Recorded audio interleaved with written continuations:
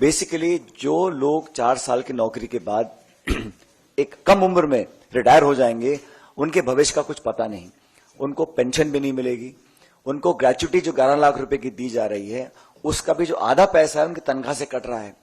तो कहीं ना कहीं ये कॉस्ट कटिंग के चक्कर में हम लोग अपनी सेना की भर्ती की जो प्रक्रिया है उससे खिलवाड़ कर रहे हैं।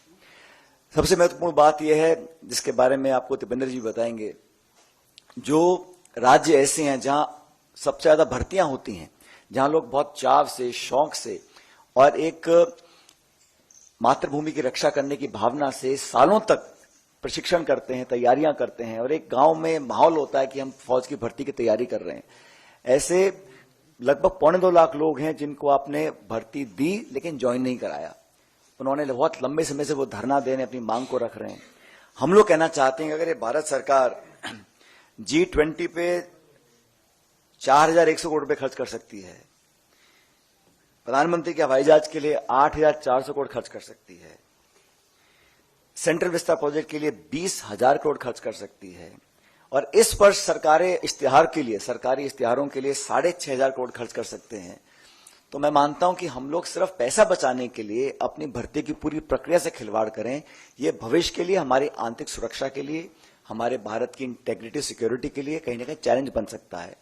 तो हम तो आग्रह करेंगे कि लोगों को नौकरी दी जाए जिन्होंने सारी परीक्षाएं पास करी थी, लेकिन अग्निवीर के माध्यम से, अग्निपथ योजना के माध्यम से जो बहुत बड़ा खिलवाड़ हो रहा है, देखिए भारत की जो सेना है उसके शौर्य को, उसके पराक्रम को, उसकी मेहनत और जाबाजी जो हमारे सैनिकों के पास है उसका कोई सानी नहीं है।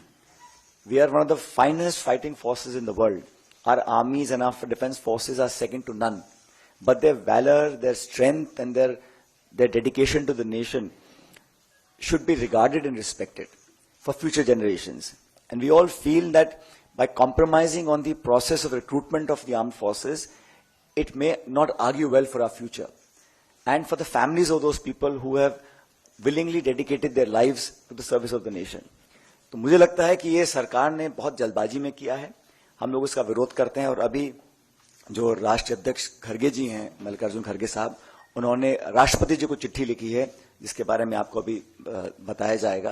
लेकिन हमें मानते हैं कि जो भर्ती की प्रक्रिया है उसको बहुत गैर जिम्मेदाराना तरीके से इस सरकार ने डील किया है और खुद जो सेना के अध्यक्ष रह चुके हैं, बड़े बड़े पदों पर रह चुके हैं, उन कई लोगों ने इस पर अपनी आपत्ति जाहिर करी है। तो कांग्रेस पार्टी उन नौजवानों के साथ है जो भविष्य में सेना के अंदर अपना भविष्य देखते हैं, उन सब लोगों के साथ हैं जो हमारी वर्दी पहनकर सरहदों पर खड़े होकर देश की रक्षा करते हैं। लेकिन भारत सरकार को इस प्रकार की स्कीम नहीं लानी चाहिए थी, हम इसके विरोध में हैं।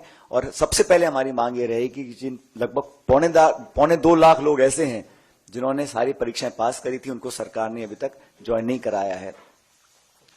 लेटर के बारे में आपको अभी दीपेंद्र जी और पवन जी